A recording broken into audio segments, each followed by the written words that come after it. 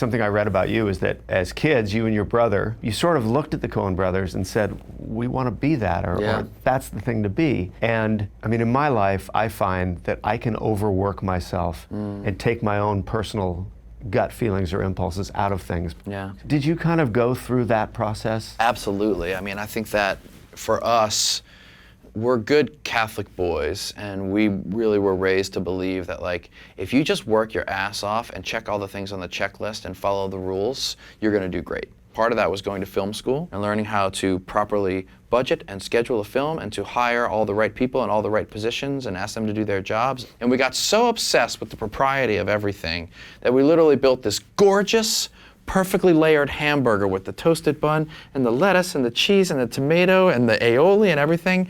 And we're like, oh, we forgot the hamburger. We forgot the meat. Luckily, what happened to us is after struggling for many years to try to figure out what we were good at, what we had to offer, we really believed we had something.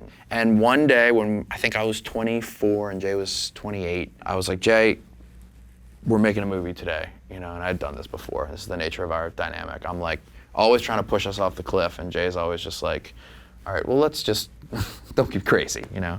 And so I was like, look, we're gonna make a movie today. And he's like, well, we don't have a camera, we don't have lights, we don't have a first AD. And I was like, forget all the shit we learned in film school, forget it all. Like, mom and dad's video camera. Right. I'm going to get a tape, and I'm coming back. And I did, and when I came back, he's like, okay, I tried to record the outgoing greeting of my answer machine for the last movie we were making, and it took me like 20 tries to get it right, and I almost like had an emotional breakdown. And I was like, ooh.